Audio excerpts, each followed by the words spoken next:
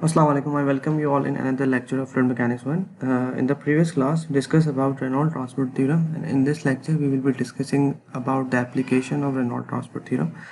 The first application which we will be going to discuss in this class, in this course, is conservation of mass principle. तो सबसे पहले हम ये देखते हैं कि हमने जो जनरलाइज रेनॉल्ड ट्रांसपोर्ट थ्योरम की इक्वेशन ड्राइव की थी वो क्या थी. It was this equation. ये वाली इक्वेशन पहली इक्वेशन लिखी है that was the basic general form of Reynolds transport theorem. इसको एक दफ़ा हम जल्दी से recap कर लेते हैं. जो left hand side पे first term है, that is the total derivative of a property which is capital P. It's an extensive property which is mass dependent.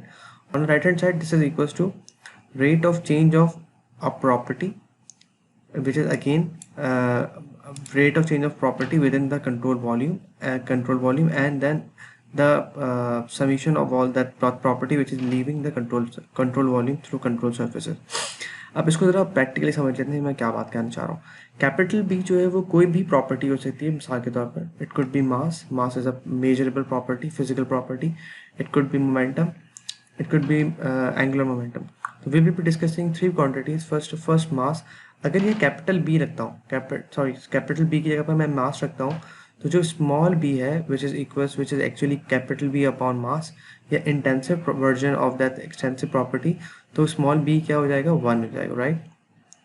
तो अगर मैं ये बात करता हूँ कि मैं एक सिस्टम के अंदर एनालाइज कर रहा हूँ कि किस तरह मास बदल रहा है, एंड उस मास को चेक कर रहा हूँ मैं रेनॉल्ड ट्रांसपोर्ट थ्योरम के जरिए, तो क्या होगा कि मैं कैपिटल बी की जगह मास रखता हूँ, तो आप देख सकते हैं कि स्मॉल बी है that will become 1 because mass upon mass is basically 1, right, and this also becomes 1.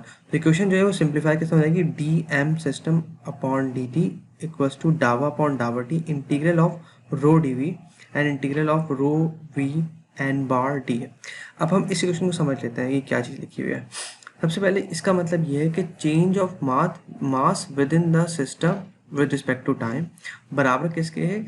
अगर हम देखें rho D V basically mass ही है, because rho density and D V is the volume, right. तो mass volume into density gives you mass, right. Mass का change with respect to time within the control volume, ये बात समझ में आती है. Okay. On the right hand side आप ध्यान दे सकते हैं कि rho V D, this rho V A basically क्या बताता है, मास फ्लो रेट. अगर आपको याद हो अपनी थर्मोडायनामिक्स क्लासेस से, तो the units of this second last term is again mass या किलोग्राम पर unit time, right. So mass upon time, this term is mass and it is being differentiated with respect to time. This is again mass upon time, and this is also mass upon time. So this whole equation, which is this general form equation, is transformed into a specific equation which actually discusses the mass being the property which is capital B. Now अभी हम समझ लेते हैं कि इस case में system और मास से क्या मुराद है. अब हम एक मिसाल देखें. मिसाल के तौर पर हमारे पास एक सिलेंडर है which has an opening and which has some gas in it. तो ये डॉटेड लाइन जो आप देख रहे हैं, this dotted line is representing the control volume, right, जो हमने हाइपोथेटिकली ड्रॉ किया है. Let's say it could be an cylinder which fire extinguisher हो सकता है ये. बल्कि जबकि इसके अंदर जो ब्लू रंग का जो गैस भरी है that is considered to be the system या number of molecule. For instance मैं मानता हूँ कि यहाँ जो नंबर ऑफ मॉलिक्यूल्स हैं वो 100 हैं, 100 मॉलिक्यूल्स हैं इस गैस के, इस सिलेंडर के अंदर. जब आपने इसको ऑन किया या खोला, इसको आपने प्रेस किया, व्हाट हैपेंस कि 100 मॉलिक्यूल्स में से 50 मॉलिक्यूल जो है बाहर चले गए, 50 अंदर रह गए. तो हुआ क्या कि with in the control volume, इस बाउंड्री के अंदर मॉलिक्यूल्स पहले 100 थे, अब 50 रह गए, 50 बाहर चले गए. तो within the control volume mass जो है वो चेंज हो रहा है विद रिस्पेक्ट टू टाइम. मगर हम सिस्टम को डिफाइन करते हैं as the combination as a group of molecule. तो जब 50 यहाँ थे, 50 बाहर चले गए, मगर टोटल तो 100 ही रहे, 100 ही रहे, विच मीन्स कि सिस्टम में जो चेंज है मास का वो नहीं हो रहा, वो सेम है. बिकॉज यहाँ पर 50 बाहर निकल गए तो 50 मॉलिक्यूल सिस्टम इसके अंदर है, सिलेंडर के अंदर. 50 + 50 is 100, right. But in case of volume, तो कंट्रोल वॉल्यूम से 50 बाहर निकले और 50 बच गए, विच मीन्स कुछ कमी आई है. तो इन दैट केस अगर हम यही कंजर्वेशन ऑफ मास है, अगर हम इसको अप्लाई करते हैं रेनॉल्ड ट्रांसपोर्ट थ्योरम के ऊपर, what will happen, the left hand side will become 0, because system का मास जो है वो तो सेम है, चाहे वो बाहर हो या अंदर हो, बट कंट्रोल वॉल्यूम का मास चेंज हो रहा है. मतलब सिलेंडर के अंदर मास चेंज हो रहा है, कुछ बाहर चला गया, but we are analysing the cylinder as a control volume. तो इस ये है बुनियादी फ़र्क इन कंट्रोल वॉल्यूम और कंट्रोल और कंट्रोल वॉल्यूम और सिस्टम का। Now in the case of mass only, अगर कैपिटल बी मास है तो हम यहाँ पे ये लिख सकते हैं कि this simply the Reynold transport equation is again simplified to this last equation, which is rate of change of mass with respect to time. Rate of change of mass actually that covers the time, and plus the mass, which is mass, the rate of mass exiting the control surfaces, right? तो अगर हमारे पास एक inlet and एक outlet है तो हम यहाँ पे जो इंटीग्रेट कर रहे हैं this is basically for multiple inlet and outlet, तो हम सिंपली देख सकते हैं rho two A two V two और rho one A one V one equals to zero. तो this is simplified version. Again moving forward, अब एक बड़ी इंपॉर्टेंट चीज़ है वो ये है कि हमारे पास इस इक्वेशन के अंदर जो सेकंड पहली टर्म तो यही है, सेकंड टर्म क्या है, summation of all mass outlet minus summation of all mass inlet, which means के किसी भी सिस्टम के अंदर लेट से इसके अंदर इनलेट कोई नहीं है बट आउटलेट एक है, तो इसमें अगर इनलेट नहीं है तो हम मेरिट टर्म जीरो कर देंगे और सिर्फ ये बचेगा। बट हमारे पास ऐसे बहुत सारे सिस्टम हो सकते हैं जिसके अंदर मल्टीपल इनलेट मल्टीपल आउटलेट हो सकते हैं।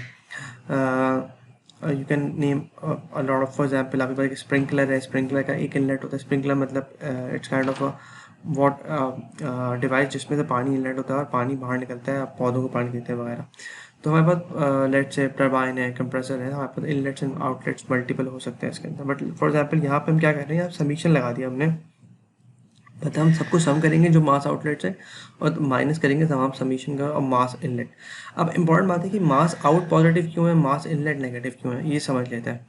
इस इक्वेशन में जो सेकंड टर्म है अगर आप गौर करें तो इसमें रो वी डॉट एन बार लिखा हुआ है, एन डी है, विच मीन कि n is the unit vector and v is the velocity. Now we can say that अगर ये कंट्रोल सरफेस है जिसके अंदर मास इनलेट मास आउटलेट हो रहा है, तो जब इनलेट हो रहा है तो वेलोसिटी की डायरेक्शन v जो है वो इस एरिया की डायरेक्शन के ऑपोजिट है। एरिया का वेक्टर जो होता है वो हमेशा एरिया से बाहर की तरफ होता है, और जब बाहर निकल रही है तो v भी बाहर है और n जो है वो तो होता ही बाहर है। तो n bar which is the unit normal for the area right. तो आप गौर कर सकते हैं कि जब भी इनलेट होगा आपके पास v डॉट एन का जो प्रोडक्ट होगा वो दैट्स डॉट प्रोडक्ट, तो वो लेस देन जीरो होगा, बिकॉज यहाँ पे जो एंगल बन रहा है वो ग्रेटर देन 90 है, यहाँ पे एंगल जो है वो लेस देन 90 बन रहा है, विच मीन्स के v डॉट एन बार का जो डॉट प्रोडक्ट है वो जीरो से बड़ा होगा, राइट। तो बल्कि अगर यहाँ पे क्यों नहीं हो रहा, बिकॉज वेलोसिटी का इस डायरेक्शन में तो जो वेक्टर है एन डॉट वो परपेंडिकुलर है, विच मीन्स कि यहाँ पे से कोई फ्लो ही नहीं हो रहा, दैट्स वाई यहाँ पे जीरो है, विच मीन्स कि तमाम आउटलेट पर मास फ्लो रेट की वाली इक्वेशन है ये पॉजिटिव होगी और यहाँ पे नेगेटिव होगी। ना अब एक और बड़ी इंपॉर्टेंट बात देख लेते हैं कि यूजुअली वो होता है क्या कि जब आपके पास कोई इनलेट एंड आउटलेट के ऊपर वेलोसिटी प्रोफाइल बनती है। वेलोसिटी प्रोफाइल का मतलब ये है कि वेलोसिटी इस पूरी लाइन के ऊपर जहाँ पे एंटर हो रहा है किसी पॉइंट पे ज़्यादा है किसी पॉइंट पे कम है, जो पॉइंट जो बाउंड्री से करीब होते हैं या सरफेस से करीब होते हैं वहाँ वेलोसिटी कम होती है और जो दूर होते हैं वहाँ वेलोसिटी ज़्यादा होती है, विच मीन्स कि हमारे पास एक प्रोफाइल बनती है। यहाँ जो ऑरेंज लाइन से शो हो रहा है एक प्रोफाइल, वही बात बता रहा है कि हमारे पास जो प्रोफाइल है वेलोसिटी की वो इस तरह बन रही है, which is non linear. But usually in order to make our life simpler, what we can do, we can take an average value. How to find the average? We can use this integral rho d rho v dot n d and divide by rho a. Now rho a जब rho a and rho a cancel होगा, you will be left with an average velocity. And the average velocity is basically simulating or modeling the variation of the velocity at the inlet and outlet. तो हम एक single value ले सकते हैं, otherwise we should know the function of the velocity as a function of this length, and then we have to integrate it all along. So there's no need to do this at this stage, since it's an integration approach. So अगर आप हमारे पास advance fluid mechanics होती है तो फिर हम इसको इस वेलोसिटी की प्रोफाइल को भी कंसीडर करते हैं, बिकॉज वहाँ पे हमारे पास ऐसे फैक्टर्स इन्वॉल्व होते हैं जो कि इंपॉर्टेंट होते हैं। एनीवेज यहाँ पे एक और इम्पॉर्टेंट बात ये है कि मिसाल के तौर पर यहाँ जो अगर सिस्टम फ्लो जो है वो स्टेडी है तो हमारे पास जो पहली टर्म है वो भी जीरो हो जाती है, बिकॉज कंट्रोल वॉल्यूम के अंदर भी मास का चेंज नहीं हो रहा। अच्छा, इसकी एक बहुत अच्छी मिसाल है। मिसाल के तौर पर आपके पास एक पानी का टैंक है और पानी के टैंक का एक इनलेट है और एक आउटलेट है। पानी को आपने बाहर भरना शुरू किया, पानी का टैंक पूरा भर गया और फिर आपने उसका आउटलेट खोल दिया और इनलेट भी खुला हुआ है। तो हो क्या रहा है कि पानी इनलेट और आउटलेट, इनलेट से दाखिल हो रहा है आउटलेट से बाहर निकल रहा है, but with in the tank जिसको हम कंट्रोल वॉल्यूम कहते हैं, पानी का कोई चेंज नहीं आ रहा, मास में चेंज नहीं आ रहा, तो विच मीन्स कि the mass M rho D V which is the mass of the water within the tank with respect to time is zero, right? So that becomes a steady flow. But initially what is happening, तब शुरू में आपने पानी जब भरना शुरू किया था तो अभी जो है उसका आउटलेट कोई नहीं है बट इनलेट है, तो that is an unsteady process. In this case this is also an unsteady process because यहाँ पे इनलेट कोई नहीं है, सिर्फ आउटलेट है, तो within the control volume mass जो है इस गैस का वो बदल रहा है। जब आप इसको खोलेंगे तो कुछ गैस बाहर निकल रही है, तो कुछ टाइम के बाद जो है वो सिलेंडर जो है वो खाली हो रहा है, राइट? तो अगर सिमिलरली हाइपोथेटिकली स्पीकिंग यहाँ पे मैं एक इनलेट दे देता हूँ और जिस रेट से गैस बाहर निकली उसी रेट से गैस अंदर आ रही है, तो you will observe that the mass within the cylinder will remain constant, which means that the first term of this continuous equation will again zero. हमारे पास simplified version क्या हो जाएगा, simply summation of m dot out minus m dot in is equals to zero. और अगर single inlet है single outlet है तो simply क्या आएगा, rho out A out V out और rho in A in V in. That's the simplest version of the Reynolds transport theorem when we apply continuity equation और mass principal. तो I hope ये चीज़ clear होगी. हम कुछ numericals देखते हैं इस टॉपिक के, then it will be clear more इंशाल्लाह. Problem number 1, it's a fix non deforming control volume. Fix का मतलब ये है कि fix in the space and non deforming, it's not deforming, although deformation हो सकती है कंट्रोल वॉल्यूम की. सबसे अच्छी मिसाल ये है कि अगर आपके पास एक पिस्टन सिलेंडर है and you are actually pressing the piston, तो within the cylinder the volume is changing. So we can say and in that case we say that it's a deforming control volume. Now it's a pretty simple numerical. The water flows through a set of thin closely spaced plates. We have blades which is of a turbine, I guess, as shown in the figure, with a speed of around 10 feet per second. In blade से पानी बाहर की तरफ निकल रहा है और इसके जो इसका साइड व्यू यहाँ नजर आ रहा है, फ्रंट व्यू, पानी इनलेट ऊपर से हो रहा है और इससे फिर रेडियली बाहर निकल रहा है. Determine the velocity and mass flow rate through the inlet pipe. Pipe की शुरू वेलोसिटी कितनी है. नाउ अब इम्पॉर्टेंट बात है कि हम अगर देखते हैं कि it's a steady state system, right, तो using the equation which is m dot out equals to m dot in, simply rho out A out V out बराबर है रो in A in V in के. तो this is a pretty simple equation. तो first of all we will check कि हमारे पास जो outlet के ऊपर मास फ्लो रेट कितना है. मास फ्लो रेट का क्वेश्चन तो है simply rho A V, right. तो आउटलेट के ऊपर वेलोसिटी हमारे पास, अगर हम बात करते हैं in terms of imperial units, तो velocity of the water is 1.94, right.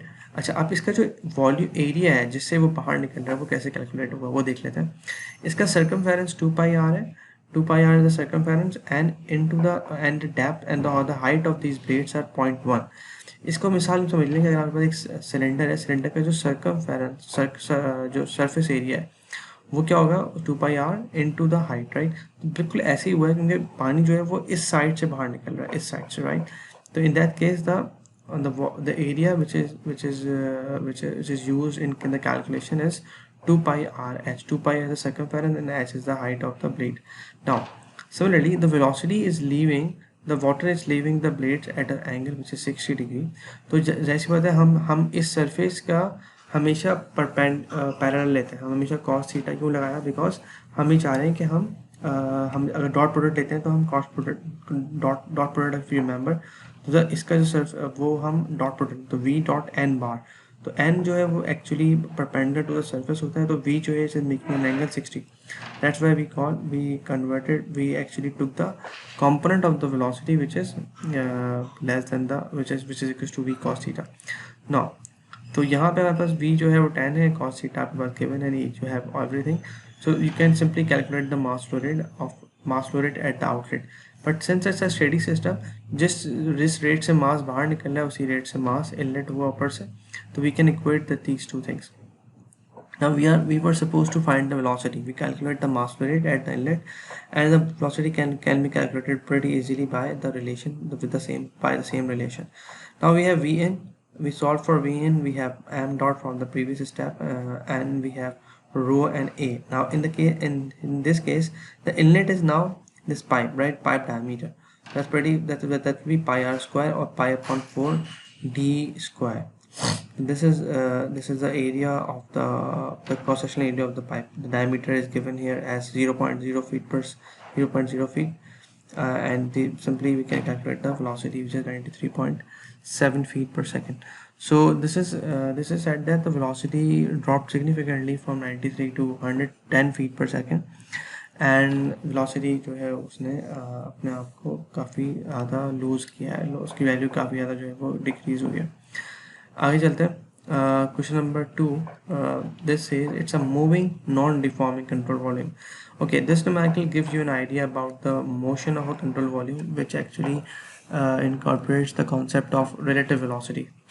Now we have an airplane, but the control volume is non-deforming because the volume is fixed, but the control volume is moving with certain velocity.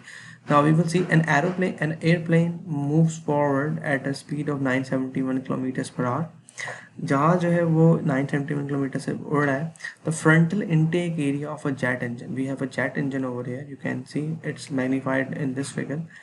The velocity of the jet engine is exactly similar to the velocity of the airplane, that's quite obvious. The inlet area of the jet engine is 0.8 meters and the entering air density, air जो है वो jet engine में दाखिल हो रही है. कुछ होता है क्या जेट इंजन में कि एयर दाखिल होती है, ऊपर से फ्यूल आता है, फ्यूल और एयर बर्न होता है, कंबस्शन होती है, and it runs the turbine, it produces thrust and it propels the airplane forward, and और जो एग्जॉस्ट गैसेस है वो पीछे से बाहर निकल जाती है. तो जो एयर डेंसिटी है वो 0.736 किलोग्राम पर मीटर क्यूब है at the inlet. A stationary observer, एक साहब जो बाहर खड़े हैं वही ऑब्जर्व करते हैं that relative to the earth the jet engine exhaust gases moves away from the engine with the speed of 105. जो गैसेस हैं they are moving with the speed of 1050 kilometers per hour. The exhaust the engine exhaust is 0.558, area जो है थोड़ा छोटा है compared to the inlet area, and the exhaust gas density is 0.5, which is different than the area density of the air. Estimate the mass flow rate of the fuel into the engine. Mass flow rate हमें calculate करना है.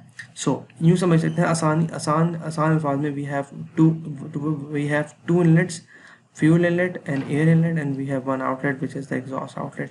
But the tricky part in this question is that the airplane is moving with certain velocity and that there is a difference of the density, so that's not a problem. So first of all, let's discuss about the continuity Reynolds transport theorem's equation. The first term vanishes because it's a steady system. So again हमारे पास equation जो है वो simplify हो जाएगी. हमारे पास inlet की condition जो terms है वो जीरो है और आउटलेट जो है पॉजिटिव होता है. सॉरी, इनलेट नेगेटिव है और आउटलेट पॉजिटिव है. तो मास इन फ्यूल जो है मास फ्लो रेट किस फ्लो रेट से बाहर दाखिल हो रहा है वो नेगेटिव हो गया. जो इनलेट कंडीशन है वो नेगेटिव है और आउटलेट कंडीशन पॉजिटिव है, बराबर किसके, जीरो के. हमें निकालना है M dot in fuel. Now first of all यहाँ पे डब्ल्यू क्या है? W is the relative velocity, W is the velocity of the fluid when if the observer is sitting on the jet engine, right? So we know this that v1 is equals to w1 plus v plane. This is what जो observer observe कर रहा है वो v1 है, right?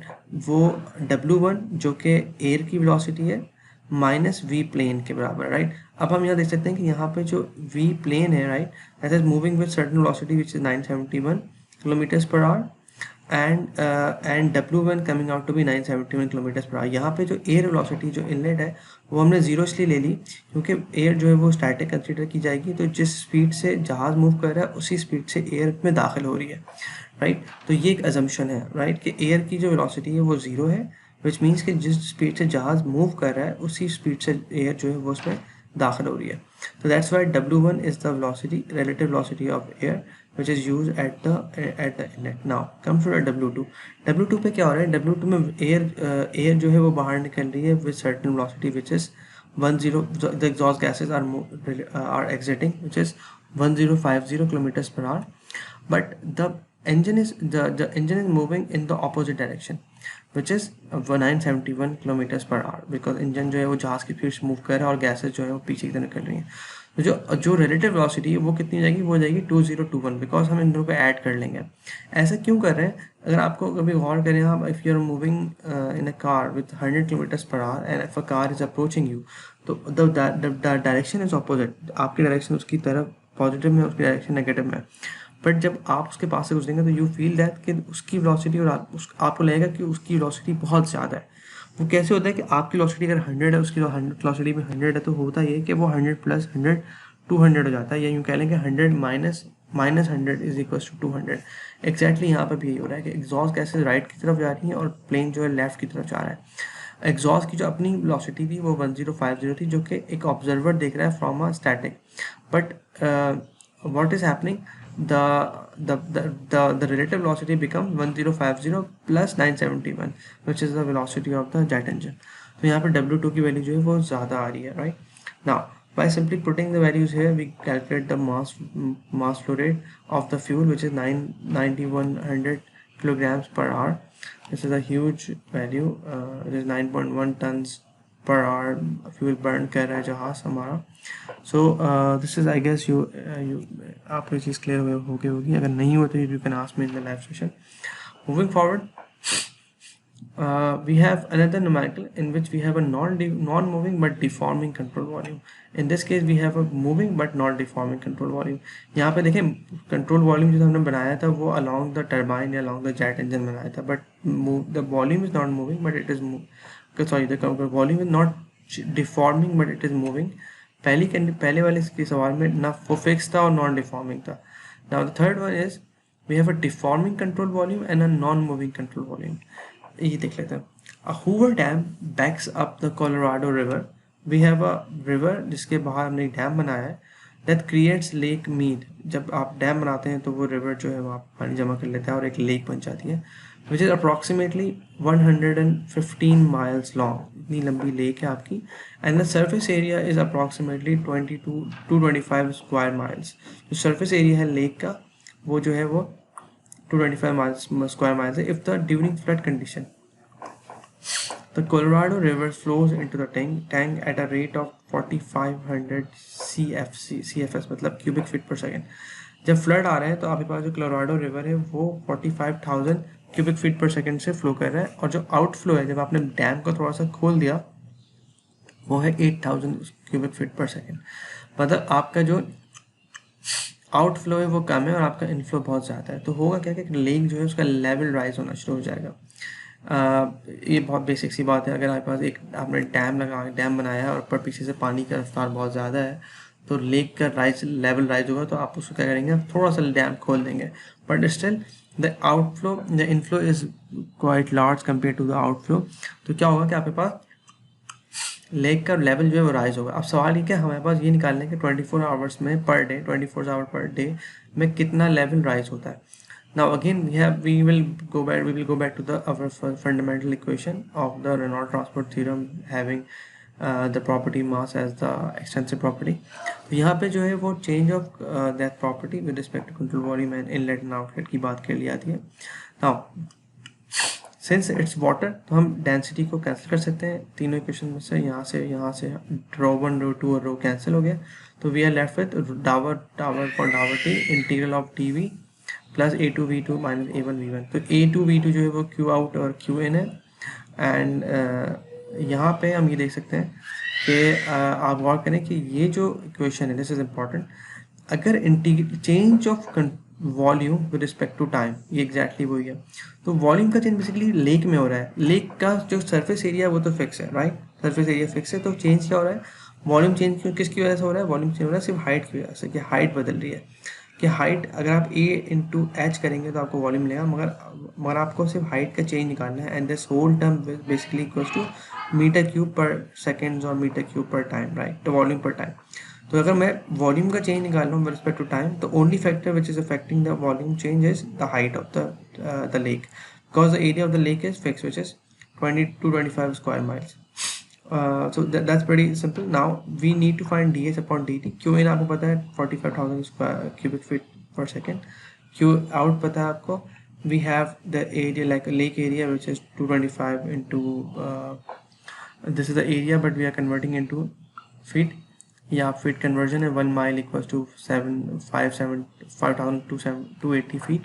तो आपने 225 square mile convert कर लिया किसमें, इन terms of cubic feet square में, राइट। सो यहाँ से आपने निकाला कि आपके पास जो हाइट में चेंज है पर डे पर सेकेंड वो कितना आ रहा है 5.9 exponential minus 6 feet per second. That's quite low, but we can not understand actually what does this mean. Significant नज़र नहीं आ रही यहाँ पे यूनिट ऐसे हैं. सो हम क्या करेंगे, हमने कन्वर्ट कर दिया इसको इन टर्म्स ऑफ डे. तो अगर एक घंटे 1 मिनट सेकेंड के अंदर इतना फिट चेंज हो रहा है, तो अगर एक दिन में तकरीबन 86,400 सेकेंड्स होते हैं, तो कन्वर्ट कर हमने चेंज किया, तो which means we found out that कि in a day the lake level rises around half feet. तो दैट्स ऑल्दो आपको ये ज़्यादा नहीं लग रहा, but in case of a lake which is this big, which is 225 square miles, right, in surface area, this level rises is significant, right. आधा feet जो है वो राइज हो रहा है 6 इंच के करीब, पूरी लेक का राइज हो रहा है. तो विच मीन्स कि यहाँ पे अगर लेट से इफ यू आर एक दिन 2 दिन बाद 1 फिट हो जाएगा, 3 दिन बाद 1.5, 3 2 4 दिन बाद 2 फिट हो जाएगा. So this is how you control the lake height, the lake rise. आपने डैम को कंट्रोल किया, डैम का फ्लो बड़ा खोला. अगर हम इसको बढ़ा देंगे 8,000 स्क्वायर फीट, तो इसकी वजह डिपेंडिंग अपॉन के जो डाउन स्ट्रीम जो आपके पास इस्टेब्लिशमेंट्स हैं, क्रॉप्स, आपके पास लैंड है, वहाँ पे लोग रहते हैं, उनको नुकसान हो सकता है, right. So this is how it is done. So it's a very fundamental equation, but the application is enormous. We can have the application of this fundamental continuity equation. You can find it in a lot of different applications. So I hope this is clear to you. Thank you very much for listening.